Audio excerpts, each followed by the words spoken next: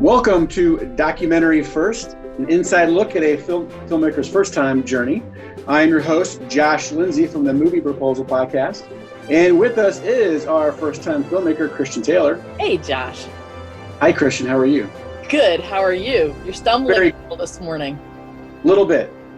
And with us is our trusty-dusty research extraordinaire, button-pushing guy, taking notes and timing us, Jason Rugg. Hey there. Hey, Jason. Good to see you. Good to see you. And the Girl Who Wore Freedom executive producer, David Paterson, all the way from New York. Welcome, David. Howdy, howdy. So, Christian. Yeah. First-time filmmaker. Yes. Let's have it. What's new and exciting in the world of post-film being made? Yeah, so I will say we had initially planned to have, 2 weeks worth of discussions on distribution and agreements and stuff like that. And then 2 minutes before we got on to record this podcast, everything was upset when we received some exciting news. And so we're going to talk about that exciting news during this podcast, and we'll talk about distribution next. Okay. So what is the exciting news? Is the film finally finished? Is that the exciting news? Yes, it's been finished now for a couple of weeks. There has been no changes. Okay. Maybe even longer. I still need to pay people. That's a problem. It's that needs to happen at some point, but it is finished, and we've continued to enter into film festivals, even though the film festival landscape is murkier than ever. It continues to be completely anybody's guess as COVID gets extended in the United States and really all over the world. So, I think there was, at least I sensed in the film festival world, maybe when we get later in the summer, we'll be able to have film festivals. Maybe we'll do them outside. Maybe we'll do them in a drive-in. Maybe by the fall, we'll be able to go over to Europe and do them. And I'm sensing that just this collective feeling that's probably not going to happen.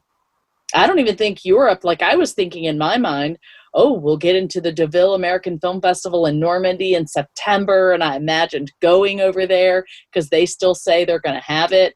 And now I'm like, we're almost midway through July. I don't know that that's going to happen.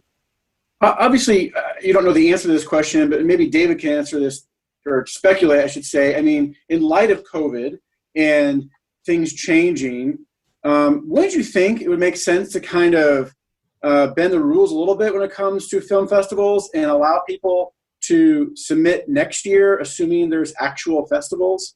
You know what I'm saying? That actually makes perfect sense, which is why a lot of festivals aren't doing it. It's rather frustrating. Yeah, it is rather frustrating. Some of the first festivals, they just said, we're off, peace out. They didn't let us know whether we're getting our money back. They did not know if they were just postponing all the films till the following year.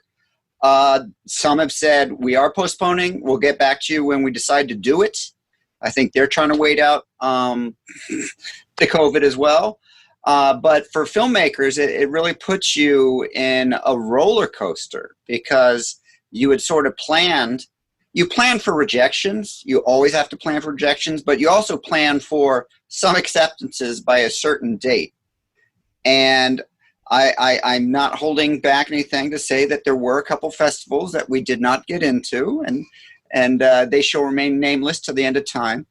But actually that number is very, very small. The majority of them are, we're not sure what we're doing when. We're not sure what we're going to be doing with your film. And that is very, very frustrating, to say the least, especially when you've planned a festival run to premiere at a certain festival and one of size and reputation. Now, if all those cancel, and many of them are in September, when you get into Wamdigger Hopslog Film Festival in Beaufort, Montana, and that's going to be your premiere, you don't want that to be your premiere. I mean, you have a valuable film that you want to open at a great festival. And to be able for these teeny festivals to say, we're going to show your film, and we're going to probably show it in everyone's living room or invite everyone in town to our living room because it's not a big town or festival. You do not want to ruin your premiere status. And one of the options that we have, and we've discussed, is being accepted to a festival. So technically you can hold on to the laurels from getting in, but then withdrawing your film. Because the simple fact is you were accepted, yet you can't premiere at that festival. Does that happen very often where someone gets accepted and for strategic reasons they pull? All the time. The big guys do it. Smaller films generally don't need to or want to. But it's become an unnecessary strategy in today's world. Well, and, interestingly enough, because this is happening, some film festivals are either even saying, if you're accepted, okay, you're submitting, but if you're accepted, you cannot withdraw. Like some of them have actually said that, before you submit, you kind of have to agree to that. Wait. But have you sent them the film at that point? Yeah. Oh, so they have to have it in-house. No. We've sent a screener link to everybody that we submit to. So when you submit, you only sent a screener link, and they can look at it online. I guess here's my question. If they say, sorry, you can't pull out, but then you're like, well, we're going to do it anyway, what are the repercussions? Well, you'll probably never be in that festival again. Okay. But if it's the Wappingers Fall Film Festival in Beaumont, right, you may not be so upset about that. But, even studios pull their films from Venice. They pull their films from Cannes all the time. And do they go back to Venice or Cannes? Yeah, because they're the big dogs. It's a forced strategy that no one wants to do. I mean, Christian can attest. She would suggest, what about this festival? And I would say 2021. Our film will still be fresh enough to submit to then, but we don't want to go out with all these teeny festivals. And in the case that we keep getting pushed by other fests, you don't want to have to keep saying no to other festivals. So it's much easier just to wait to the following year. I think we'll all know where we are in a better place next year. I'm beginning to doubt that, and here's why. So what we did is we looked at all of the big festivals where we wanted our premiere to be. And there is this festival life of a film and a strategy, as we've talked about in previous podcasts. And so you do need to launch your film. We can't really just stick it on the shelf and say, okay, in 2021, we'll start this all over again. Because there is sort of an expiration date. They ask you, when was your film finished? Well, our film was finished on June 6, 2020. And we had to state that, like on IMDb and on our website and all of those things. So everybody knows when it was finished. So when you go to apply, they will say, if your film was, not finished, or if your film was finished before X date, you're not eligible for this film festival. So that starts the clock ticking on how much your film, how long your film can do this festival run. That's number one. Number two is, in that festival run, there is like a year window. So all throughout the year, film festivals from all over the world schedule their film festivals in one calendar year. And somebody said to me, I said something about how there were 7,000 film festivals listed on Film Freeway. Well, that's just on Film Freeway. There is Fest Home, there is Fest Life, and some of them overlap, but some of them completely do not, because those are in Europe. So, I mean, there is thousands and thousands of festivals all over the world that people can apply to, and all of them happen in a 1-year period of time. And so you have to look at that landscape and say, where do we want to premiere and when? And so for us, we knew that we were going to finish the film in June. So we started our submissions like February of this year, knowing that, in hopes that we would get, and most of the festivals, correct me if I'm wrong, David, They start in the summer, like June, July, but the big festival time is September, October, and early November. And yes, so that's where the huge patch is, because the weather is still nice and people have to walk from venue to venue. So September to November is where you have a huge onslaught of a lot of festivals in the United States. But they do spread out through the whole year. And if I may interrupt, Christian, because I am, this is the one part where we sort of disagree, because there is something called an indie funk on a film. When you say my film has an indie funk, that means from when it was completed, if no one's picked it up within a year or two and you haven't done a festival run, nobody's going to touch that film, or at least no one's going to give you any money for it. What makes it different is the festival circuit. And so one thing you should never do is have a completion date on your film when you haven't started the festival run, because technically you're saying, you're testing the audiences with your festival run, and that's when you're still shopping it with distributors and salespeople and stuff like that. If a salesperson says, you finished this film a year ago, why haven't you done anything? Well, now you can use COVID as your excuse, but you really can't use any delay of date as an excuse. That's why you'll see films right now at the big festivals, like a studio film. If you go on to what's called IMDb Pro, it still says post-production. And they keep that post-production thing going literally till the day it's released. It buys you time. That's pretty much what you're buying. You're buying time to keep away that indie funk. And there's also films that have studio funk to them too. And those are the ones that you see with like movie stars, but it's like in theaters now, but you didn't see anyone announcing it being. Al Pacino did a movie in China where he plays, a grocery clerk with his legs fell off from herpes. No one really wants to see that movie, but it's in his contract to be released in a theater. So they have it open at an independent theater in Boise, Idaho, and then they put it directly on the straight to DVD, but they can say still in the movies. So a long way around, the indie funk is something that all filmmakers, independent filmmakers, want to steer clear of. And so one of the big things is to always say your film isn't completed until you basically sell it. And that way, that is your starting point. But you still have the festival run. And so basically from your first festival, because people looking at your movie don't know when you started to submit, and you certainly don't tell people which festivals you were rejected at. So even though we've been rejected from some festivals that started in July, our festival run doesn't begin till our first festival. Right. And so say every festival is canceled through December, our festival run begins in January of next year. So except so there are some caveats here, and one of them is that because of COVID, you start out, David and I started in the beginning of January trying to game this. Okay, where do we want to premiere? Where do we think this film will fit? Blah, blah, blah.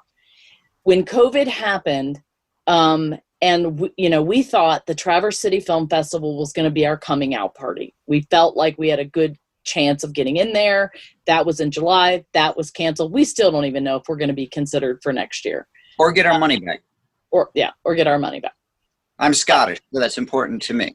Well, I hate to tell you this, but they gave us a waiver so that we would submit, so I don't think we're getting our money back. Oh, that's right. We don't get money back. Yeah. All right. So in this situation, though, we could have decided to shelve things and not come out, but we decided we were going to do that anyway. So we have, as we talked about before, gotten accepted to one film festival that shall not be named until it is announced, but that is in October. So we know for a fact, and that's a good documentary film festival. It's been around 11 years. It's got a great reputation. It's going to be good for our film. But it wasn't, I would say it's a second tier film festival, not a first one, like TIFF or like Sundance or something like that.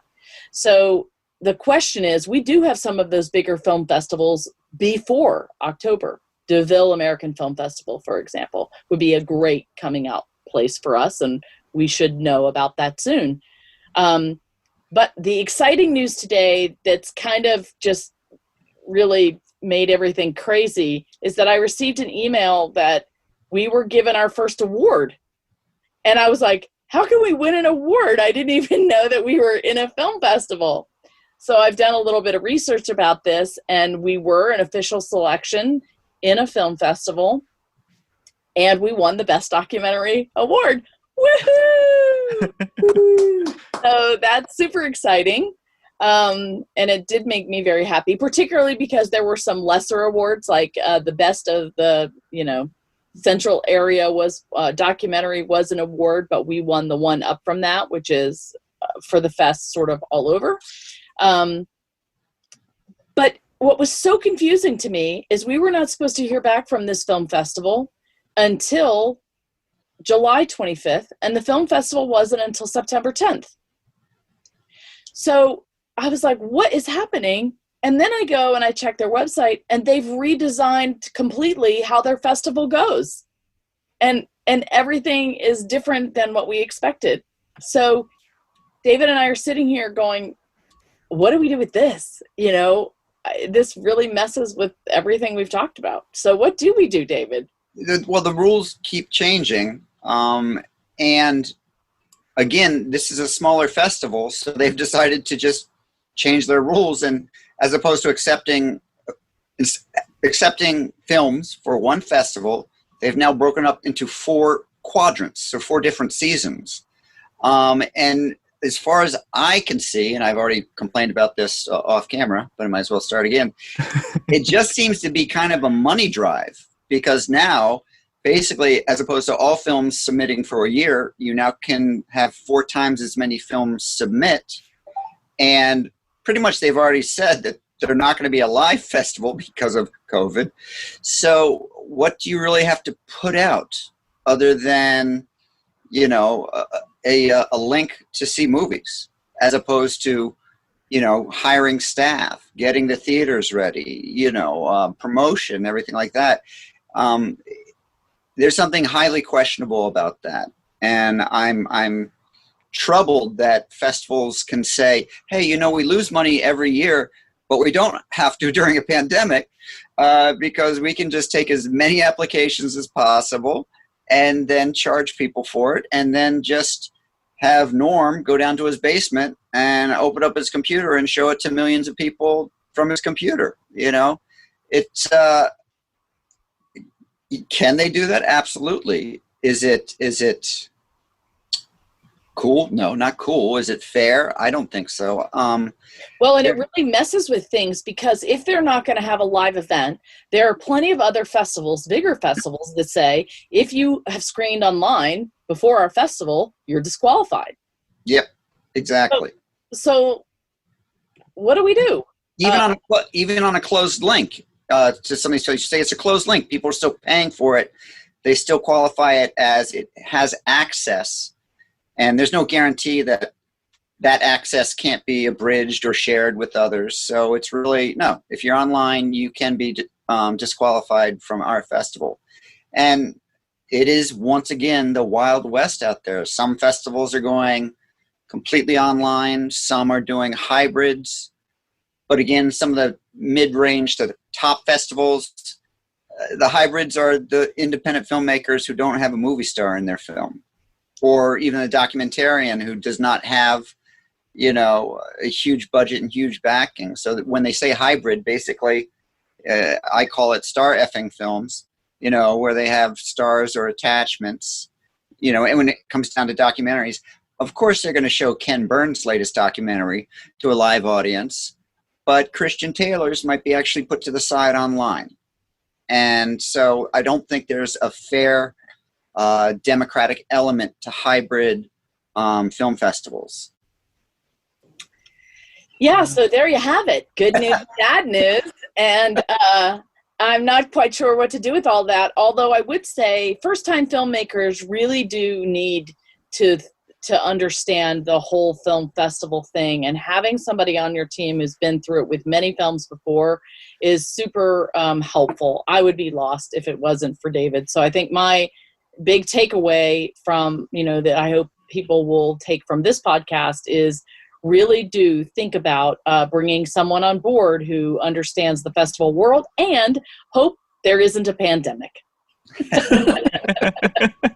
As if making a movie isn't hard enough.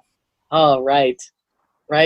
Oh, you just got to make it 10 times harder to get people to see it. But, well, I think we're about out of time, so we should wrap up here. Next one, we're going to talk about distribution, correct? Yeah, we have some more exciting news in that department, and we will talk a little bit about that next time. Okay. Well, hey, everyone, thanks for listening to Documentary First, where we believe everyone has a story to tell, and you can be the one to tell it. Bye, everybody. Take care.